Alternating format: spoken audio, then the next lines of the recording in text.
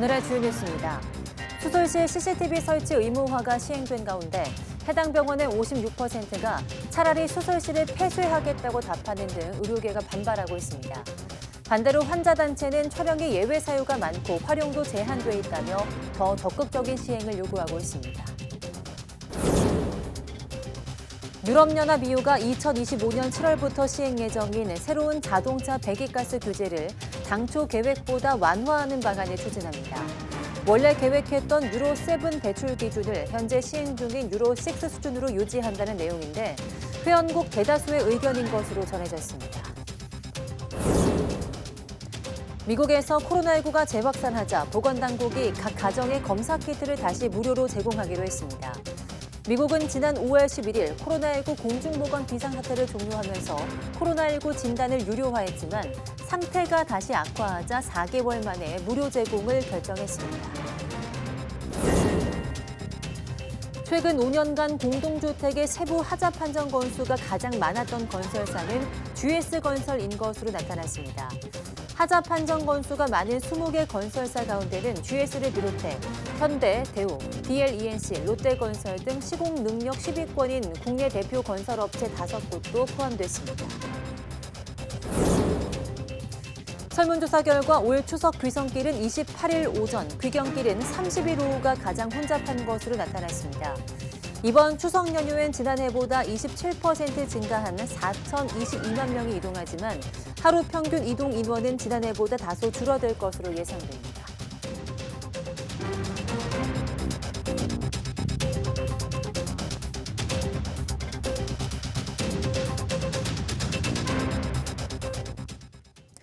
여러분 안녕하십니까? 9월 26일 사이언스 투데이 시작합니다. 어제부터 병원 수술실에 수술하는 모습을 기록할 CCTV 설치가 의무화됐습니다. 그러나 환자단체와 의료계 모두 불만을 제기하고 있는데요. 양측의 목소리를 조용성 기자가 전해드립니다. 대학병원 접수 창구에 수술 장면 CCTV 녹화에 대한 안내문이 붙었습니다. 수술 장면 녹화를 원하는 환자는 본인이나 가족이 필요한 서류와 함께 요청서를 작성하면 됩니다. CCTV 설치 대상은 전신 마취 등 환자의식이 없는 상태에서 수술을 시행하는 곳이 해당됩니다. 영상 보관 기간은 30일 이상으로 돼 있어서 보관 연장을 원하면 의료 분쟁 조정 신청서 등 관련 업무가 진행 중이라는 서류를 제출해야 합니다. 수술실 CCTV 설치와 촬영 의무를 위반하면 500만 원 이하 벌금이나 시정명령이 내려질 수 있습니다. 환자단체는 어렵게 시행된 수술실 CCTV 의무화를 환영하면서도 여전히 미흡하다고 지적합니다. 촬영을 거부할 수 있는 예외 사유가 너무 넓고요. 촬영한 영상을 또 활용하는 것도 굉장히 제한되어 있고 굉장히 환자들이 활용하는데 제한이 될 수밖에 없는 상황이라서 현장의 환자들은 불만이 많은 상황입니다. 불만을 제기하는 건 환자 쪽만이 아니라 의료계도 마찬가지입니다. 앞서 수술실 CCTV 의무화가 기본권을 침해한다며 헌법소원을 제기한 의료계는 여전히 의료인 10명 가운데 9명이 반대한다며 반발을 이어가고 있습니다. 대한의사협회는 의료인을 상대로 설문조사한 결과 설치 운영 기준이 모호하고 안전관리 조치가 모호한 데 대한 우려가 크다고 지적했습니다. 애매한 기준에서 이런 무조건 법안을 강행하기 때문에 의료인장에서 혼란이 되고 혼란이 되면 결국 피해는 의료인들도 피해가지만 국민들한테 피해갈 수 있다고 생각하기 때문에 2년이라는 유예기간 동안 이어진 환자단체와 의료계의 첨예한 대립은 법안 시행 이후에도 한동안 계속될 것으로 보입니다. YTN 조용성입니다. 강원 화천군에 있는 돼지 농장에서 올해 국내 10번째 아프리카 돼지 열병이 발생했습니다. 강원도는 정밀검사 결과 화천군에 있는 돼지 농장에서 아프리카 돼지 열병에 걸린 돼지 4마리를 확인했습니다.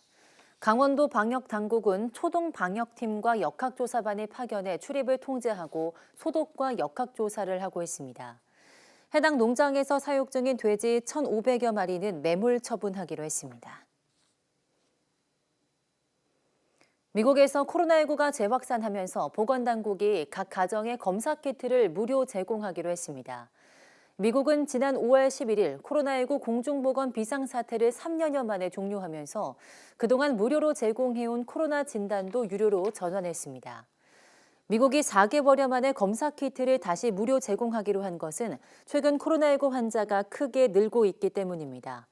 미 질병통제예방센터에 따르면 이달 둘째 주 미국의 코로나19 입원 환자는 2만 500여 명으로 일주일 전보다 8%, 2달 전보다는 3배 이상 증가했습니다. 겨울철 남극의 바닷물이 얼어서 생기는 해빙이 역대 최소 수준을 기록했다고 미국 국립빙설자료센터가 밝혔습니다. 미국 국립빙설자료센터는 지난 10일 기준 남극 겨울의 바다오름은 1,696만 제곱킬로미터로 1979년 관측이 시작된 이래 가장 낮은 수치라고 밝혔습니다. 이는 기존 최저치인 1986년 겨울보다 약 100만 제곱킬로미터나 적은 면적입니다. 미국 국립빙설자료센터 전문가들은 기후변화가 남극 바다 얼음의 감소를 가속하고 있다며 이 위에 알을 낳고 새끼를 기르는 펭귄 같은 동물들에게 치명적인 영향을 미칠 것이라고 경고했습니다. 유럽연합 EU가 2025년 7월부터 시행을 목표로 논의 중인 새로운 자동차 배기가스 규제를 당초 계획보다 일부 완화하는 방안을 추진합니다. EU 27개국으로 구성된 이사회는 현지 시간 25일 새로운 배기가스 규제인 유로7상 배출 기준을 현재 시행 중인 유로6 수준으로 유지하는 것을 골자로 한 협상안을 채택했다고 밝혔습니다. 당초 행정복격인 EU 집행위가 발의한 초안은 유로7 도입 시 질소 산화물을 포함한 오염물질 배출량을 유로6 대비 더 줄이도록 규정했지만 27개국이 사실상 이를 거부한 겁니다. 이사회 이날 결정은 일단 환경 규제로 중국 등 여개 국가와 경쟁에서 뒤처질 수 있다고 주장해온 자동차 업계의 압박이 일부 통한 것이란 해석이 나오고 있습니다.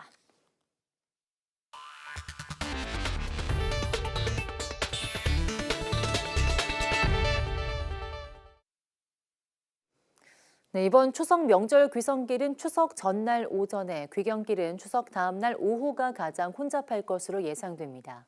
4천만 명 이상의 민족 대이동이 예상되는 가운데 연휴가 긴 만큼 하루 평균 이동 인구는 지난해보다 감소할 것으로 보입니다. 이동호 기자입니다. 6일 연휴로 이례적으로 긴 이번 추석 명절.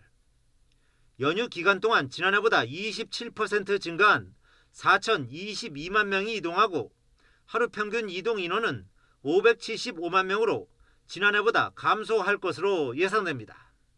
가장 많은 사람이 이동할 것으로 예상되는 추석 당일엔 모두 953만 명이 이동할 것으로 보입니다. 귀성길 출발은 명절 전날인 28일 오전을, 귀경길 출발은 추석 다음 날 오후를 가장 선호해 이 시간이 가장 혼잡할 것으로 예측됩니다. 고속도로를 이용할 경우 서울에서 부산까지 최대 10시간 10분, 광주까지는 8시간 55분이 걸릴 것으로 보입니다. 귀경길은 부산에서 서울까지 최대 8시간 40분, 광주에서 서울까지는 6시간 35분이 걸릴 것으로 관측됩니다. 안전하고 편리한 귀경길을 위해 교통법규를 준수하고 안전운전을 해주시기 바랍니다. 특히 혼잡 시간대를 피하기 위해서 출발 전에 꼭 교통정보를 미리 확인해 주실 것을 부탁드리겠습니다. 이동 인구의 92%는 승용차를 이용하고 그 밖에 버스, 철도, 항공, 해운 순으로 이동합니다. 국토부는 원활한 차량 소통을 위해 갓길 차로를 운영하는 등 도로 공급 용량을 확대합니다. 또 상습 정체 구간 110여 곳은 드론과 암행 순찰차를 연계해 법규 위반 차량을 단속하는 등 집중 관리할 계획입니다. 오는 28일부터 다음 달 1일까지 고속도로를 이용하는 모든 차량에 대해서는 통행료를 면제합니다. 이 밖에 주요 휴게소와 졸음쉼터 등의 임시 화장실을 확충하고 편의시설에 서비스 인력을 추가로 배치할 방침입니다. YTN 이동호입니다. 최근 5년간 공동주택의 세부하자 판정 건수가 가장 많은 건설사는 GS건설인 것으로 나타났습니다. 국토교통부는 하자심사 분쟁조정위는 지난 2019년부터 올해 8월까지 연평균 4천여 건의 분쟁 사건 가운데 하자로 판정받은 세부하자 수가 가장 많은 건설사는 철근 누락 사태를 촉발한 GS건설이라고 밝혔습니다. GS건설은 지하주차장이 무너진 인천 검단 아파트 시공사로 3,062건의 분쟁 사건이 접수돼 이 가운데 52.6%에 해당하는 1,612건이 하자로 판정됐습니다.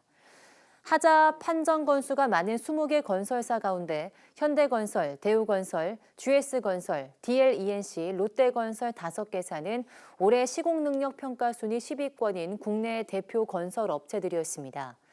국토부는 올해 하반기를 시작으로 6개월마다 하자 판정 건수가 많은 상위 20개 건설사 명단을 공개할 예정입니다. 경상북도는 수소 생산과 공급 기반을 강화하는 등 15가지 전략 과제를 통해 수소 경제 체제로 전환한다는 비전을 발표했습니다. 구체적으로 경북 지역에 1,000km에 이르는 수소 배관망과 터미널을 구축하는 등 생산과 공급 기반을 강화하고 전문 인력 3,000명과 기업도 육성한다는 계획입니다. 또 경북 포항 등 10곳에 수소도시를 조성하고 수소차도 10,000대 이상 보급해 지역민이 일상에서 수소를 이용할 수 있게 한다는 목표입니다.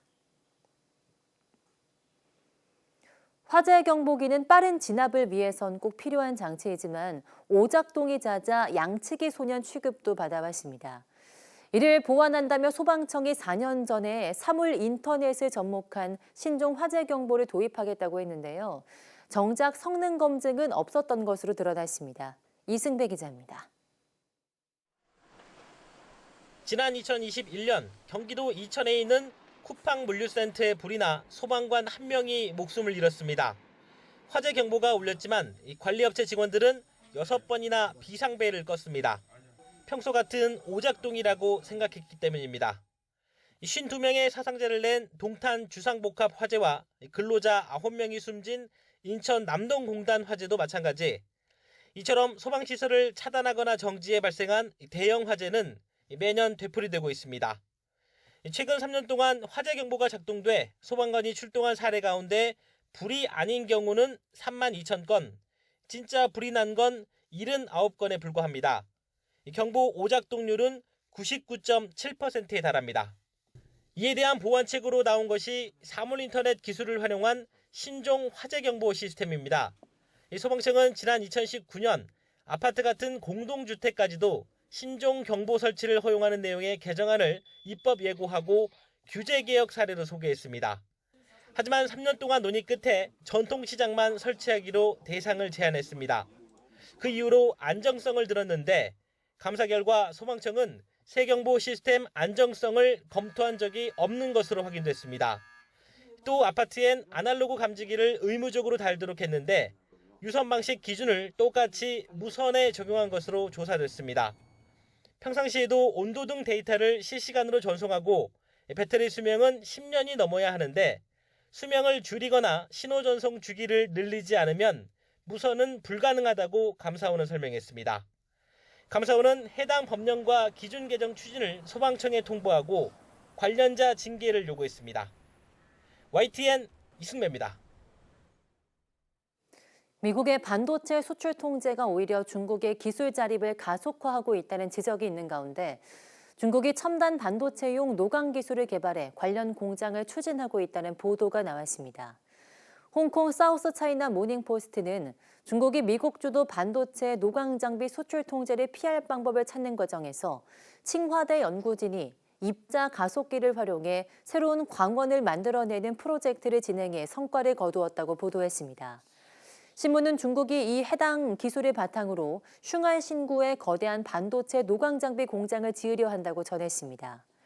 이 신문은 네덜란드 ASML의 극자외선 노광 장비는 수출을 위해 크기를 되도록 줄인 반면 중국은 여러 대의 노광 장비가 둘레 100에서 150m의 거대한 입자 가속기 한 대를 에워싸는 방식으로 대규모 공장을 지을 계획이라고 설명했습니다.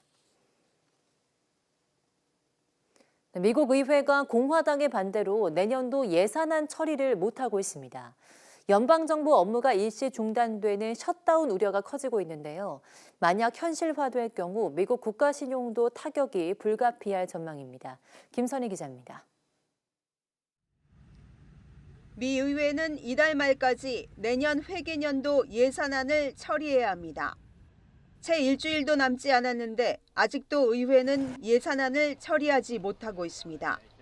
공화당 강경파 의원들은 정부의 방만 운영을 이유로 예산안 대폭 삭감을 요구하며 버티고 있습니다. We're days away, once again, from a government shutdown, all at the hands of this endless MAGA madness. The only way to avoid a shutdown is very simple: bipartisanship.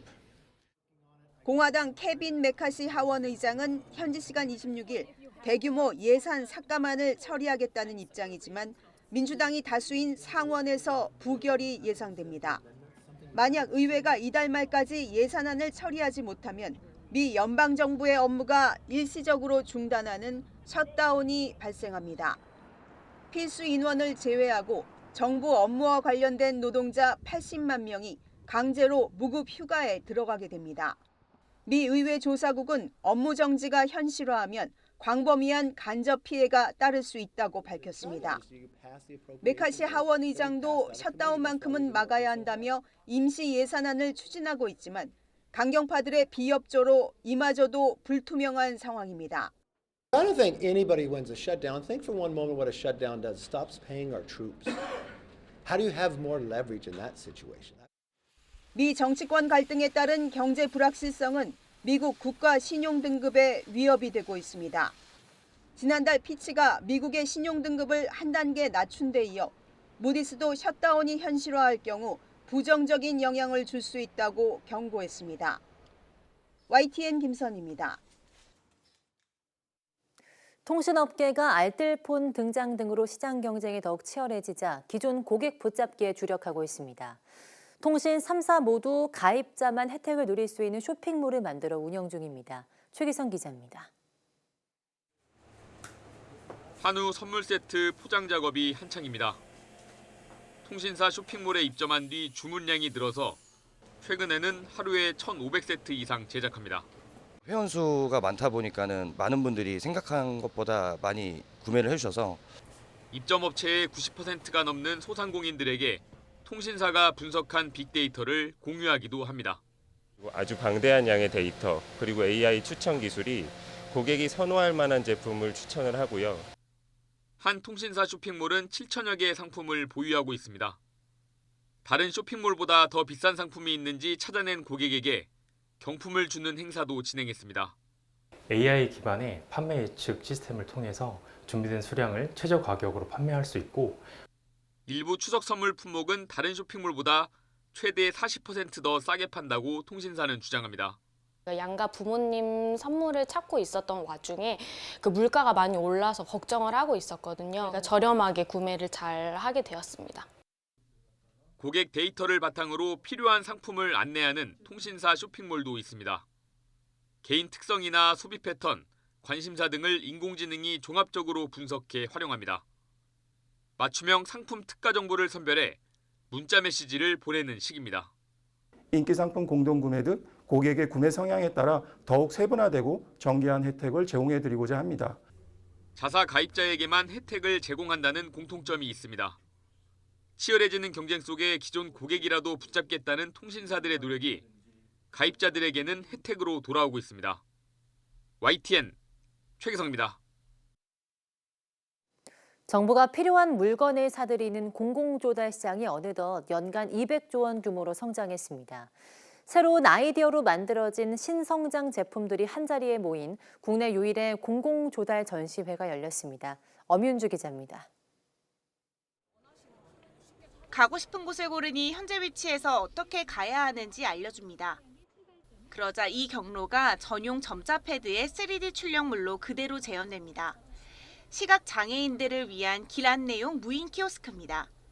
최근에는 이제 시각장애인을 위한 촉각 디스플레이인 다패드를 표현을 해서 교육 환경뿐만 아니라 이제 미술관이라든지 박물관까지 활용이 가능한 그런 기기를 만들어 보급하고 있습니다.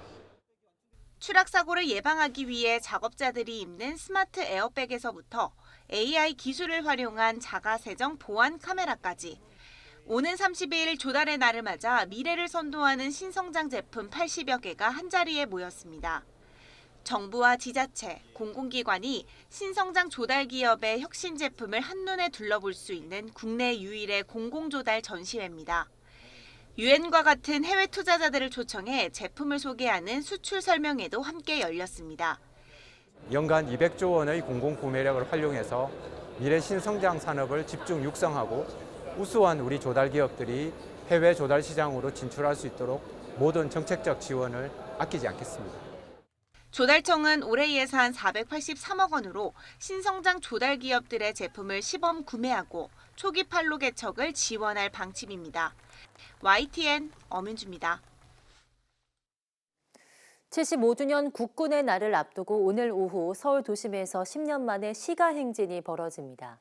평일 낮 행사로 큰 교통 혼잡이 예상됨에 따라 서울시는 통제 구간의 지하철은 늘리고 버스는 우회시키는 등 특별 교통 대책을 세웠습니다. 김종균 기자입니다.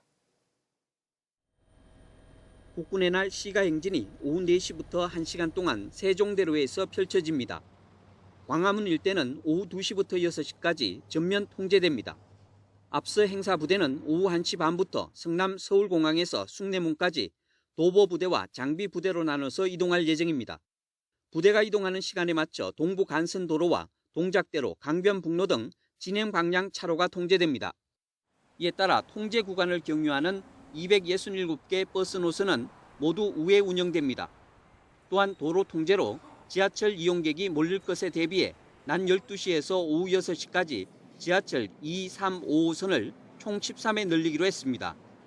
보행자 안전에 위험을 줄 수 있는 공공자전거 따릉이와 공유 개인형 이동장치는 행사장 주변 반납 대여를 금지합니다. 세종대로 주변의 시청역, 경복궁역, 광화문역에는 평소보다 4배 많은 안전요원을 배치합니다. 행사가 끝나는 시점에는 특정 지하철역에 인파가 몰리지 않도록 분산 이동을 유도합니다. 그래도 극심한 혼잡이 발생하면 출입구가 임시 폐쇄되거나 무정차 통과도 할 수 있습니다. 통제 구간과 임시 변경되는 대중교통 정보는 서울교통정보센터 토피스 홈페이지에서 확인할 수 있습니다. 내비게이션이나 지도 앱에서도 목적지까지 경로 탐색 시 통제 구간을 피해 다른 우회 경로로 안내할 계획입니다. YTN 김주길입니다. 여기에는 세계 최대의 탄도 중량을 자랑하는 고위력 현무 탄도 미사일도 포함되어 있습니다.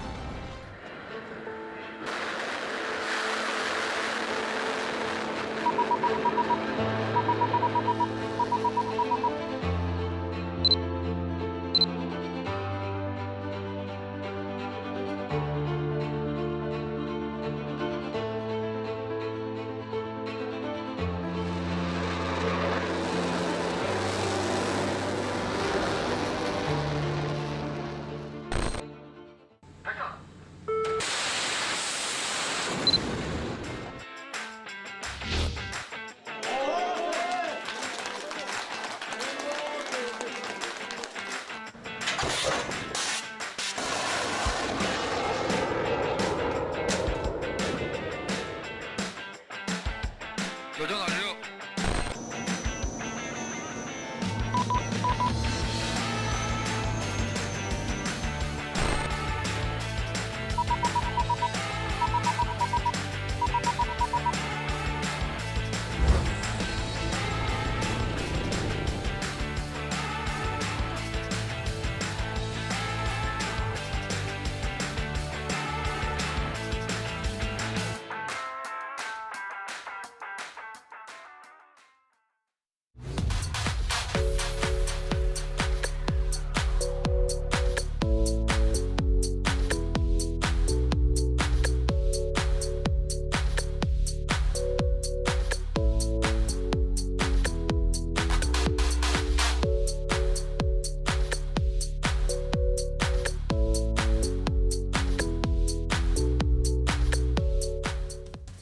네, 앞서 전해드린 것처럼 지구온난화로 극지방의 빙하가 빠르게 사라지고 있는데요.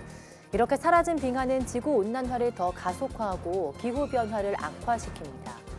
오늘 오후 사이언스 투데이 날씨학 개론에서는 극지방 빙하의 현재 상황과 앞으로의 날씨 전망에 대해 이야기 나눠보겠습니다. 많은 시청 바랍니다. 함께해 주신 여러분 고맙습니다.